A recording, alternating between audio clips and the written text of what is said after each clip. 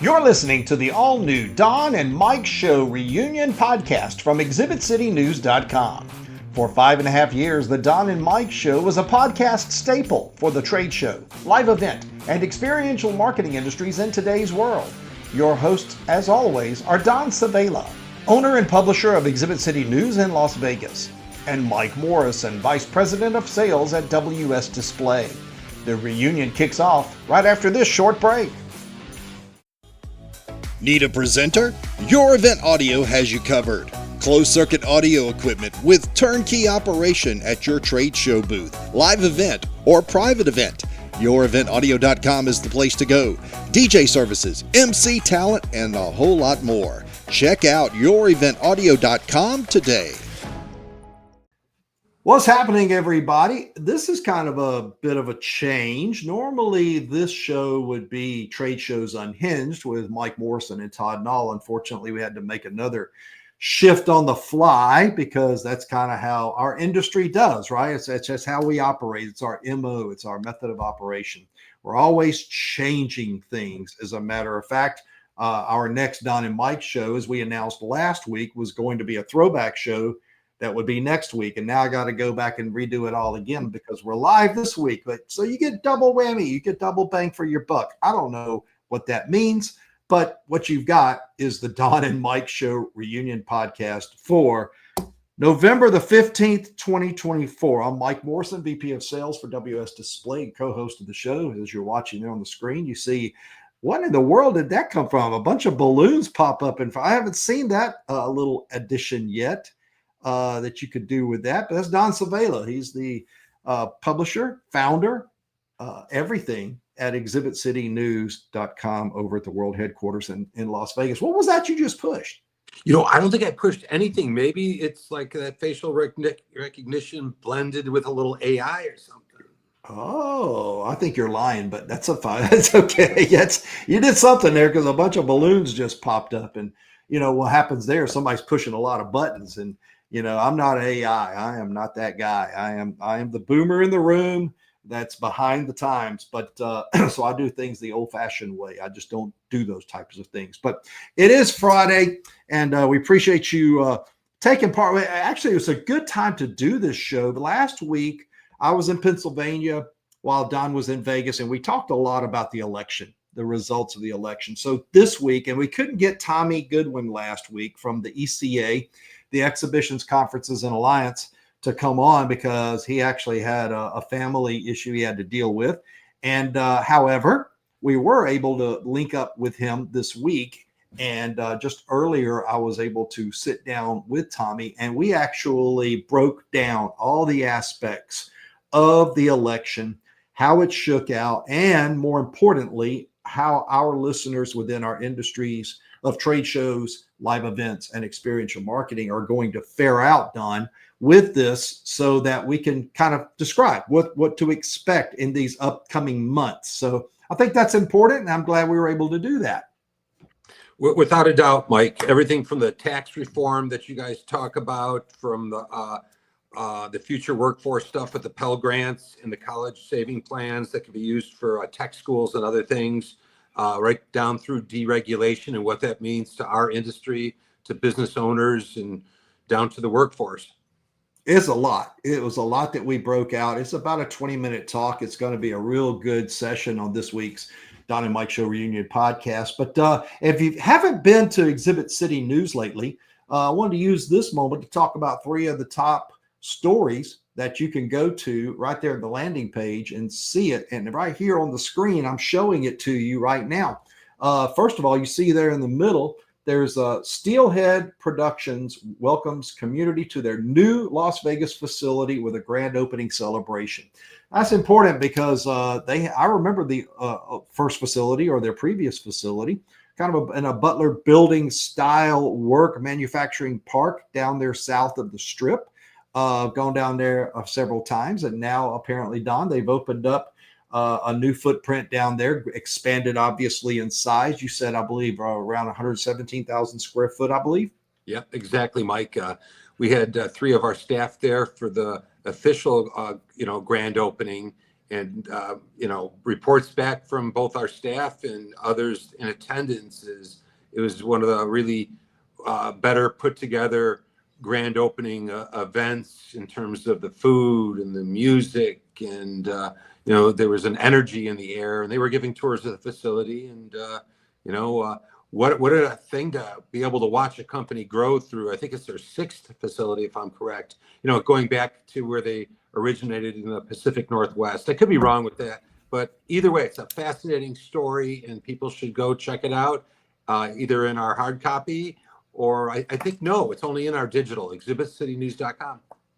So that's the thing. It's, exhibitcitynews.com has all of these rapidly developing stories. And in this world of custom exhibit houses and custom build property type of arenas, these businesses, you've got to be on your A game.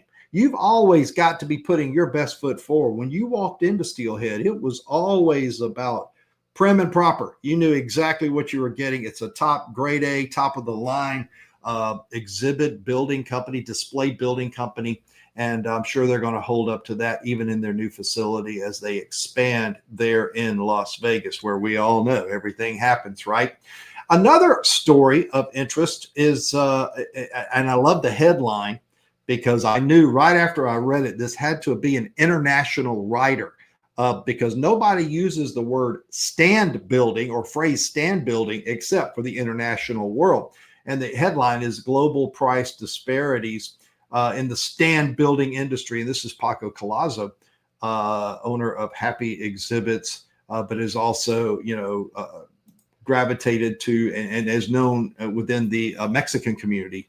And he talks about in his article in a quick scan of it, looks at the different disparaging prices between areas around the world, Vegas compared to Toronto, compared to Argentina, compared to Mexico, and the vast disparities of pricing in order to do business there. Now, Don, that's never been a strange topic of discussion. We have always seen other countries come to the United States, and their first question out of the chute is always, why is it so damn expensive to exhibit in America? Always, right? Right. And we know pretty much what a lot of the reasons are. And you can't just say words like labor and stuff like that, because, that directly relates to living standards and stuff like that. It's a multitude of things that make it expensive. And the problem is it's getting more expensive, and there's just not much more room for it to get more expensive. And really quick, Mike, something I caught myself doing not too many years back, saying they're Mexico based, but Paco and his company is more of a worldwide company, seeing him putting exhibits together in Singapore and this and that. And, I always used to refer to them as Mexico companies. There's 2 or 3 of them that do work worldwide, so much of it. It's sort of a specialty, and people should look at that piece written there and see the disparities. And it's more of something to get conversation flowing, because it's one person sort of answering what they think it is in their country. So it's more to get the conversation flowing, and these aren't like some kind of scientific study. So people should check it out. You're exactly right. I certainly owe apologies to Paco for referring to the Mexico side. It was just, I knew it was kind of based there, but you are right. I see those same social media posts as well of their staff traveling to all areas of the world and doing those type of installations and their work for their clientele. But you're exactly right. I don't think it's going to change. When you get into material handling, and everyone else around the world goes, material what? I don't get it. Why? I mean, I can hold on to my own material. Why do you need to handle it? I know that's a bad joke, but it is true. It's true. It's like there's this. The only verbiage I can think of, the phrase I think of, is a miscommunication. What we have here is a failure to communicate between how we do business and how other countries do business. We're just who we are, and the cost of doing business here is high, and it's not going to change it's going to be what it is. And so now the question becomes, and this is a very serious discussion, Don, that could hurt us in the long run, and we've seen it already, is are there alternatives to the corporate industry association trade show in the future? Private events, for instance, we've seen that world take off, experiential taken off in that regards. There's a lot of companies who are holding their own events and doing business with the same builders that build for the big trade shows, but they're doing them on the private event level. So it's going to be an interesting view that we take going into 2025 and the remainder of this decade of how the trade show world will be handled. Good article. I have not read it word for word yet. I've just perused it. I will read it to educate myself here shortly. The other third article that you saw on the front page and the landing page of exhibitcitynews.com is the announcement about Orlando's based IAPA show. Now, everybody knows the International Association of Amusement Parks of America, I believe is what the acronym stands for. I just kind of grabbed that out of my rear end. Was I right on that? Was I close? Mike, I think you're right. It's one of those industries that the U.S. still leads, and people come from all over the world to hear about roller coasters here at the IAPA show and all the other rides and so forth, and all the business of amusement parks. I was trying to do a quick search. I'm pretty sure that's right. It's the it's the I that I was worried, but I'd be correct. International Association of Amusement Parks of America happens in the Orlando Orange County Convention Center and probably all those surrounding areas, hotels and everything around that. I'm reading all of the announcements about all the things that are happening in the land of two rats and a duck. I mean, that's what I call it anyway. It's the land of two rats and a duck, run by that IAPA Expo. Introduces drone shows, Halloween markets, Hall of Fame celebration, just a lot going to go on during that week. So a lot of you and I were talking off mic a minute ago, a lot of our industry is down there. A lot of people are either setting up booths for the show, doing business at the show, or walking the show to see what's going on. So we got a lot of contingency down off of I-4 in the Orlando area, and I'm sure we're going to have some reports coming from that back to Exhibit City News. So those are your top three stories that are happening this week. As I said on the front end, this is kind of part two of what Don and I started last week while I was in Pennsylvania, and we talked about the election, and we just had gotten the results pretty much firmed, except for the House of Representatives. We now know pretty much for the most part it is in the bag. You know, what I did see, and I think you probably saw it too, was Matt Gaetz was moved, and he's given up his seat to go run for a Trump-appointed position. So that's going to be interesting how that seat, I'm sure it goes to a Republican. Not sure all the ins and outs of that, but we're going to pretty much see the House run by the conservative side. And so it's going to be real interesting. And what we did was we spent, like I said, about 20 minutes with Tommy Goodwin from the ECA. And that's going to come up right after this short break here on the Don and Mike Reunion podcast. So stand by. We'll be right back after this. From light boxes, towers, counters, and back walls to turnkey custom exhibits, WS Display is your partner in providing quality displays at extremely aggressive pricing to fit any reseller's budget. Make more profit by teaming up with WS. With a team of experts to assist with estimates, renderings, and CAD, to fulfillment, setup, and test fitting, quality photo proofs, and complete project handling from our East Coast, West Coast, and Pacific fulfillment facilities. We can be your partner today. Hit me up at mike@wsdisplay.com for more information. Welcome back to the show. End of November, a lot of discussion about the election results. We've talked about it on both Don and Mike as well as Trade Shows Unhinged. And I feel fortunate to be in the same room virtually with a gentleman who I have done many, many talks with over the last 5 years or so. I guess that's how long has ECA been in effect? We're coming up on year 4. So, I mean, it's been a while. Feels like forever. And I don't mean that in a bad way. Don't take that wrong. It's just you and I had, we had a podcast through the exhibitor group. You also came on immediately with Don and Mike's first version and talked a lot about goals and where the ECA is going to go. I almost said ECN because of Exhibit City News, but it's ECA with you guys. That's what happens when you get old. The acronym. Still got your hair. You're doing just fine. I'm working on it. It's beginning to. I don't know. I just had it cut, and that's scary when I go in there. They're like, "Why don't we just?" Bzz? And I'm like, "No, not yet."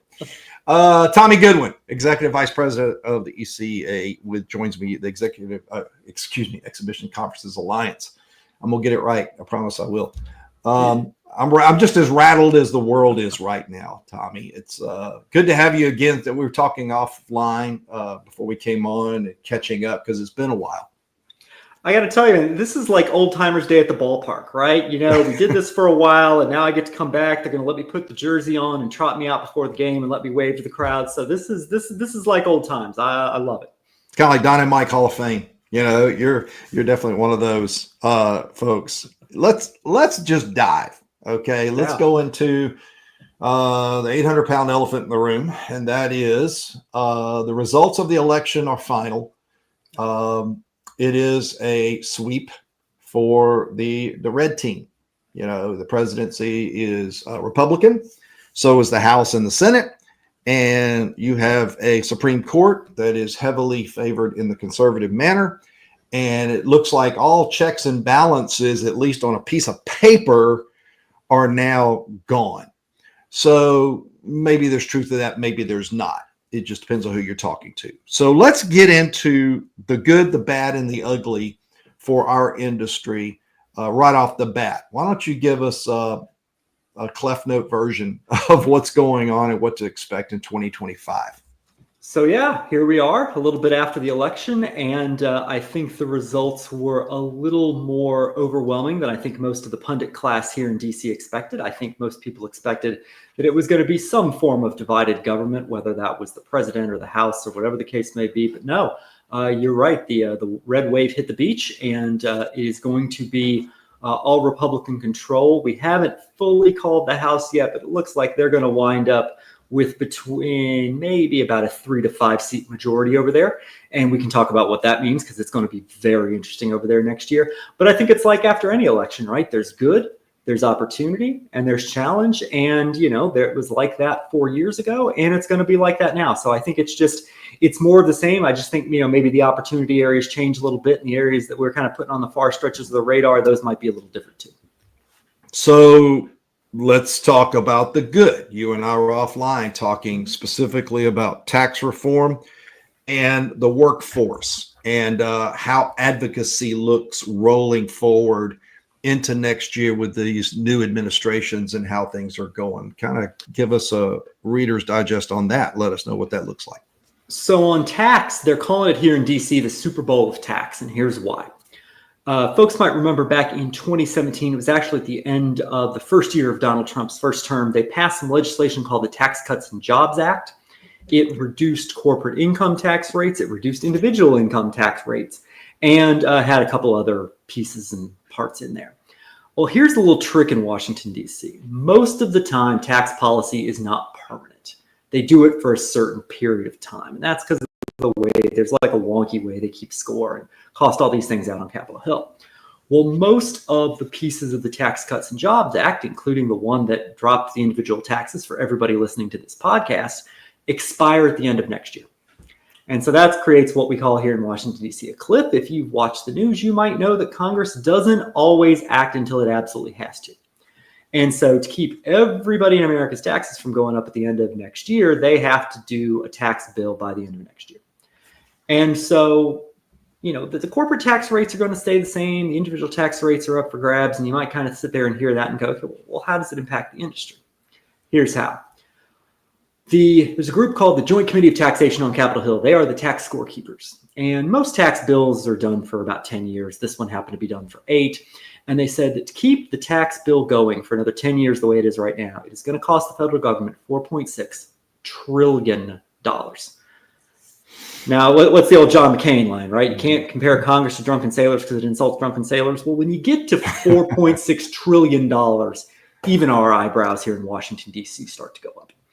And so there's going to be obviously a big push to extend as much of that bill as they can. But, we've been running $1 trillion plus budget deficits for as far as I can remember. And there's going to be some level of pressure to make sure that some of that is paid for and some of that is offset. Now, maybe not all of it, maybe not a lot of it, but there's going to be a look under the couch cushions. And so if you think about the industry, and Mike, I know you've hit on a couple of these issues kind of in some of your recent conversations, tax rates, right? We want to make sure that the corporate tax rate does not get increased. Why? Because A, that's obviously a tax increase to the small businesses of our industry, which are 99% of our industry. But if you think about where a corporate tax rate would hit for some of the larger companies, well, where are they going to take those funds from? Odds are probably marketing and travel and entertainment. And that affects how many exhibitors we're looking at, how many attendees we're looking at, and think about the downhill impact. How many booths are going up? How much, how many labor hours are involved? Hotel occupancy, everything that impacts this industry. So that kind of creates a little bit of death spiral. And I know a couple of years ago, we tried to talk ourselves into a recession. Well, if we did something like that, we might actually get there. So that's an area we're looking at. We've had a lot of private capital come into the industry over the last couple of years, particularly in 2020 and 2021, where a lot of business couldn't exactly go to the bank or the stock market and ask for a float. So we want to make sure that there are no changes to that. We want to keep the investment into the industry coming in. On the sides that could potentially be risks for us, I don't know if most folks who listen to the podcast know this, but most association trade shows are tax exempt. There's something in the tax code called the unrelated business income tax. And for organizations who are 501c3 or C6, the charities, the trade groups and the like, revenue from their trade shows are considered part of their mission. And so they're not taxed. There has been discussion in Capitol Hill previously about potentially taxing those shows. And if you think about all the associations who get the vast majority of their income for those shows, that could have a completely detrimental impact on the association community, let alone the downhill folks who service those shows. So that's something we're keeping an eye on. An area that I think could be positive for us is, in some of our previous conversations, we've talked about getting the government involved in workforce development, helping us attract and train our future workforce. Well, there's a bill that we support that about a quarter of Congress is already on a bipartisan basis that would change those tax advantage 529 plans. And they wouldn't just be for college anymore. We could do them for certifications, licenses, career education. I think tax reform bill is a pretty good home for that kind of work that will help, particularly our early career professionals, get the training they need, let them matriculate up the ladder, but also keep them sticky to our industry. So there's a lot going on there. We've got corporate tax rates, we've got private equity, we've got associations, and we got workforce. So that's the big enchilada in 2025. Okay, so now we shift gears. And if you talk about the good or the potential for good, you also got to talk about, and I'll call this the obvious bad. We saw this in 2017. We saw Donald Trump come in and place these China tariffs out there at 25%.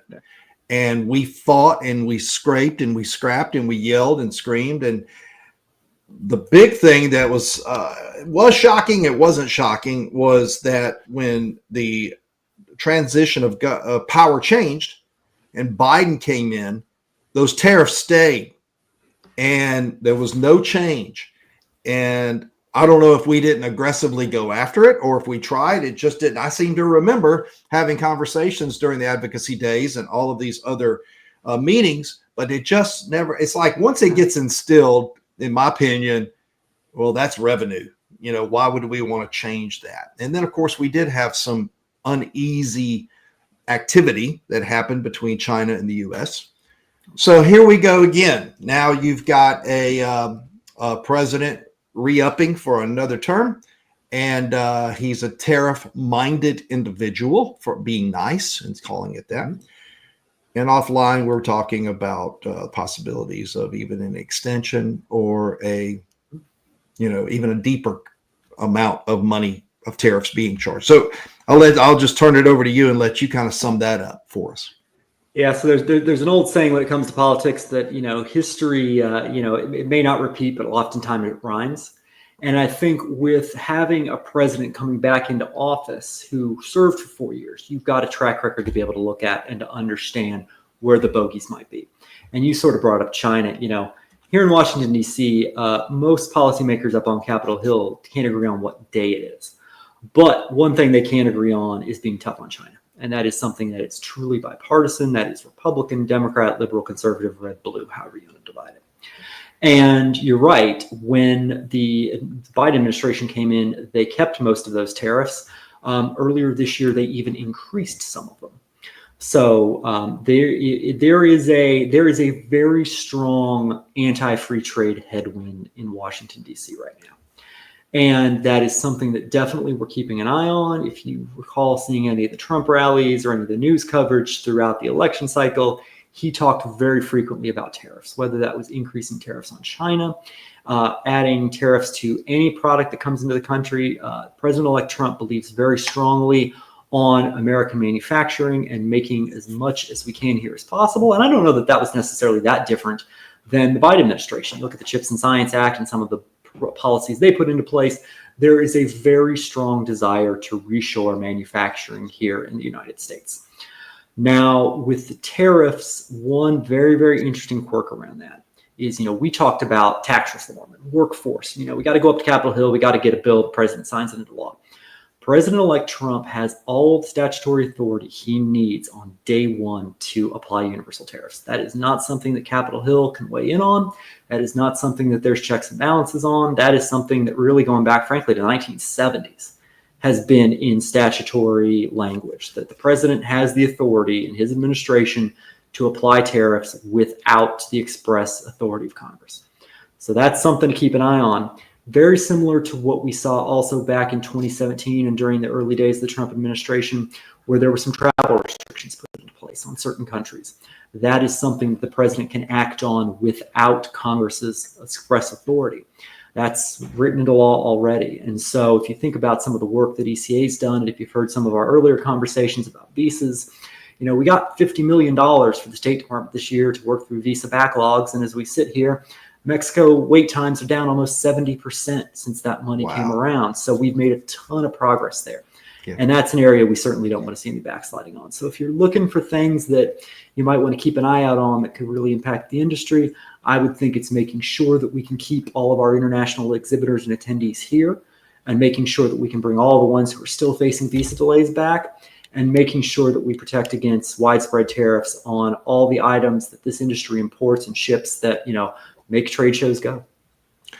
The other thing that you did mention off mic, obviously the international pressures that are going on right now generally, but also one that this industry has jumped on the bandwagon for and has seen movement for has been sustainability. And now that we are in a red wave, there's a bit of concern that the steps taken forward for sustainability might go, that we've gone 3 steps forward, we'll take 4 steps back in a cutting of some sort. Is that on the table in your mind, or we'll just have to wait and see? So it's funny you mention that. So I actually wrote an article, a column for Exhibit City News that's in the most recent issue, and we talked about the election and sustainability. And I think if you look at TV and you look at some of the analysis out there, people were saying, it's going to be, if it's Harris, it's going to be more regulation. If it's Trump, it's going to be deregulation when it comes to climate, whether that's pulling out of the Paris Agreement or rolling back some of the Inflation Reduction Act policies or whatever the case may be. And I made the argument in that piece that that's not the full story. So do I expect there to be a deregulatory agenda when it comes to climate in Washington, D.C. and out of the Environmental Protection Agency? Absolutely. President Trump is clear about that. His nominee for EPA, Lee Zeldin, has been clear about that. And so I think it's out there. I think where maybe some of the analysis got it wrong is it's not necessarily about regulation versus deregulation. It's more about where that regulation happens. So if you remember back in 2017, I think on the first day of his term, President Trump pulled out of the Paris climate agreements that set some net zero by 2050 targets. And lo and behold, this group of about 400 mayors pops up and says, you know what, we at the local level are going to adopt policies that still continue us on this path. So it shifted from Washington, D.C. down to the cities.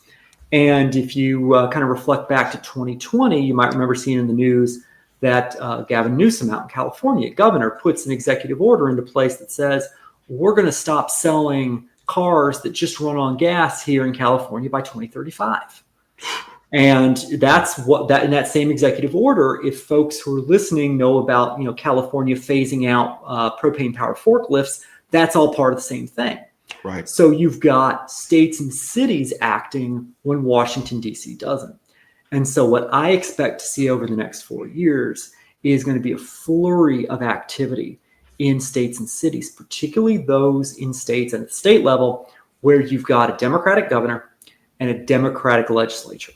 And so if you think about some of the areas that are real big for the industry, where we've got a very large presence, California, New York, Illinois, Massachusetts. So we're not going to see a complete deregulation and a complete movement away from sustainability. We're going to see that transfer from Washington, D.C. out nationwide. And what I'm keeping an eye on and what I'm curious about is we've already got a lot of different regulations and laws. I think there were like 300 climate laws passed at the state level last year. And we've got different standards and different pledges and that kind of thing out there.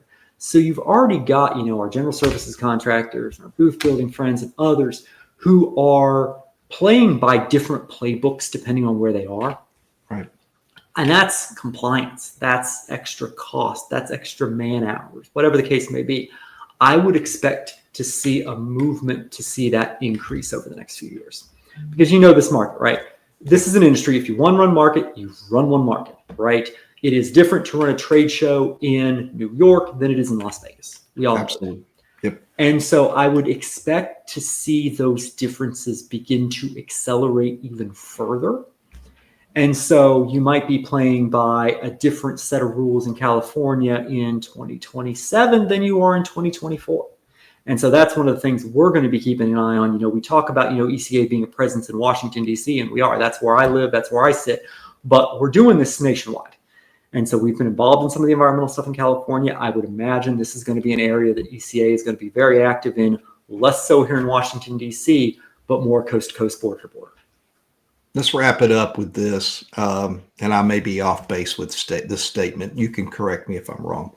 But everything you've said, it sounds to me like we're still a lot of us versus them in the mind. Mm-hmm. We saw that in this election. You and I, you just showed a map a minute ago about how things got changed and converted. So in my mind, I still, and it was never a surprise of a discussion about a divided country. But it is that, but it also sounds like I think from a positive aspect of any situation, whoever would have won in the House, the Senate, and the presidency, it is going to be an adapt and overcome attitude. You got to go find your route of how you're going to sustain yourself, and under whether it's sustainability or whether it's going to be these tariffs or whether it's going to be anything that has to do with our industry based on the change of this electoral vote and outcome, that you're going to have to just pull your bootstraps up, go an old political saying there that we don't hear anymore, and try to figure it out. Am I right or wrong? Listen, I think if there's anything that this industry is, I think it's adaptive. I think it's innovative. I think it's agile, right? I have never put a show together during an 18-hour move-in and created the kind of magic that the people who listen to this podcast do every day. So I think if there's any group that's going to be able to surf the political waves, no matter what they are, whether it's this election, the next election, whether it's in Washington, D.C. or City Hall or whatever the case may be, I think this industry absolutely has the ability to adapt and thrive no matter what the political environment is. So, hey, we've got these sustainability challenges that we just talked about. How do you stay in front of that? You continue to make the investments in sustainability and decarbonization. You accelerate those. And if we're doing the right thing as an industry, we're going to be so far ahead of the regulatory knife, no matter where it hits, that we're going to be fine and it's not going to bother us because we're on this journey anyway. And so I expect that, the innovation and the adaptiveness of this industry will allow us to thrive. And you're right, things are very evenly divided. I don't expect that to get any different over the next few years. I expect the loud voices to be out there and pushing their position, whether they're in power or out of power. But what do? We create environments that bring people together. That's the DNA of this industry. And so I think regardless of whether you're doing backflips and cartwheels because of the election returns, or you're concerned about, the country because of the election returns, what we do and the way we do it, I think carries us through no matter what. And, ECA will certainly be here keeping an eye on everything and trying to make sure that we smooth the path for the industry as much as we can. We got a bunch of resilient, adaptive people around here. And I have no doubt that they're going to thrive no matter what the political ecosystem is. This interview is also, it was on Don and Mike show reunion, and it's also on Trade Shows Unhinged. And the funny thing about Todd Knoll, my co-host on Trade Shows Unhinged, was our last show. He said, at the end of the day, we have to remember we're still America and we're still going to do trade shows. And then I tapped that off with, and the freight's going to show up late. So it is what it is. I'm a general contractor is going to shoot me now for that. But it is what it is. We're going to keep going. And as always, we appreciate Tommy Goodwin from ECA coming on and explaining it all, kind of putting it in understandable terms for everybody. And we're still going to keep plugging away, and we'll see what happens at the end of the day. Tommy, I hope you have a great rest of your week, and we appreciate the time. I always appreciate the opportunity to stay with you. Just remember, if you're listening to this, ecaadvocacy.com, come check out the website. We'll give you the updates. We'll keep you up to date on what's going on. We'll give you opportunities to get involved. And, this is going to be a year ahead of a lot of change, and we'll be here keeping an eye on it here in DC. Yeah, on that site, you'll also be able to reach out to Tommy directly and talk with him about anything, any questions that you have that he knows that I don't. So it's always good to have that resource. We'll be right back after a short break. My name is Donald Sedela, and I'm publisher, founder of Exhibit City News. Project 30 is the culmination of 3 decades of trade show and event history across North America and even internationally to a degree. We're charged with the history of the industry, and we take it very seriously. Our entire staff does. This is something we put out for our 20th anniversary. Then we put this book out for the 25th anniversary, and we're already talking, like 225 pages. So we're expecting Project 30 to be roughly around 300 pages of stuff that's important to the industry. Well, what it means for the industry is the important thing, and we're the keeper of the history of the industry. It's like one big small town, and these are all the population from coast to coast and beyond, and no one else has recorded the history of the growth of the venues, from no venue to gigantic venues, from a labor force specialized in handling an exhibit program.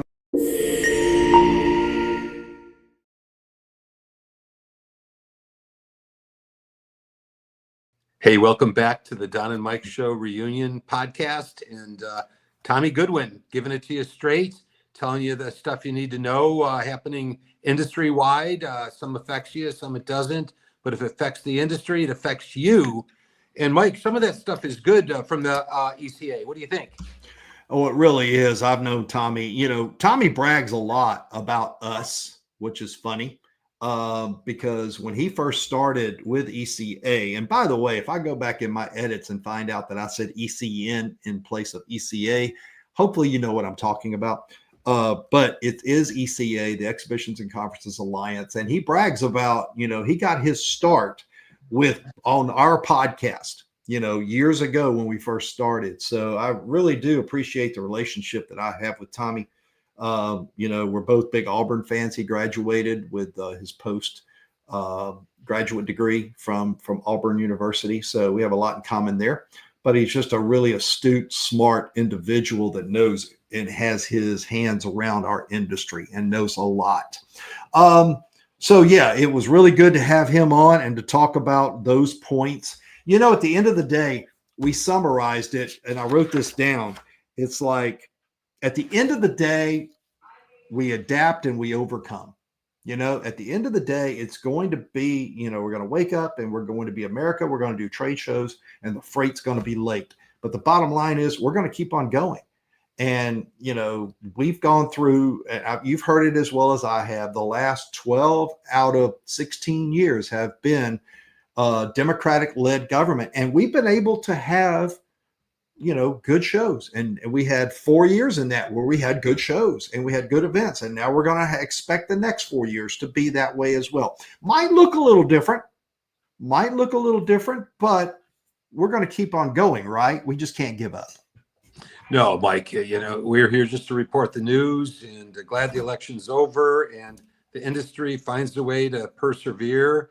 The workforce, the problem with the aging workforce, water finds its own level. They come from somewhere. That's the answer. And they're coming from all kinds of places, but they are coming. So nothing but good stuff. And it's good to have that direct line to the government through Tommy. Absolutely. And before we go much further to talk a little bit about what's coming up here in the next couple of weeks, we were going to do a shout out. You and I were talking off mic, circling back to Steelhead for just a second, because you mentioned a foundation of charitable work, a nonprofit that they work with. And I believe it's called Give Happy Foundation. Give Happy at the givehappyfoundation.org. Can you give us a little insight on what's going on there? Yeah, Mike, it's something that they started in-house for their own team and stuff. And then they saw the reason to take it nationally. And the community involvement is a key to it. And the arts is featured prominently. I invite people to check it out. givehappyfoundation.org. Our whole industry is very charitable. And here's another example of a successful company here based in Las Vegas that's been growing over the last couple of decades plus. And look at this. They want to give back even more and more. They've always been involved with a lot of charities, but here's one that they want to put out there that can, go forward on its own, This is an interesting point that's on their website. Yeah, I love perusing and cruising through nice websites, easy to read. And this point stuck out to me. In 2023, we're talking about last year, not 20 years ago, but last year, approximately $500 billion was given to charity, but only 5.9% of those funds were donated by corporations. There's something to chew on for a second. People with big money are given less. They're giving 94.1%, if my math is correct, less than what, the general public is giving. So that's an interesting stat. Yeah, it's very interesting. It could be a little misleading, though. I mean, you think the number of smaller companies with their family of employees compared to huge entities, and it could be a little misleading, but it just shows the generosity in the mom and pop companies and the small and mid-sized companies out there. That it's your work family, and it means a lot. And just like all the charities we're involved in, be it a golf outing, be it a bowling tournament, it's like it's part of our fiber. It balances us out. We'd be less of a industry without organizations that sponsor charities of all sorts. So once again, it's givehappyfoundation.org if you'd like information on that from Steelhead. We're all getting ready to head over to Indian Wells at Palm Springs, California, a big resort there. It's coming up for EDPA EDPA Access. I'm sorry, I just got interrupted here. Right before we went on the show, I said, it'd be a good idea to send a text over to Dasher Lowe, who's the executive director, because I always made a bet that this year, based on the social media and everything that I kept seeing, that we were going to surpass and make a record of attendance for this event. And I was just informed we just surpassed last year's 325 number. We should end up at about 335 plus. So I'm right. Again, if I'm Pete Rose, RIP, rest in peace, I would bet that was going to be the money bet and we were going to pass it, and we have certainly passed it. And there's still time to sign up, of course, over at edpa.com. Just click in the upper right-hand corner, the access button. I've locked in my reservation. I'm bringing a newcomer Rick Moreno, who is our new West Coast regional sales manager, will be coming in since that's territory that he's governing. He'll come in and help me with that show. And I'm sure you've got your reservations and everything set up. That's just a short drive for you, right?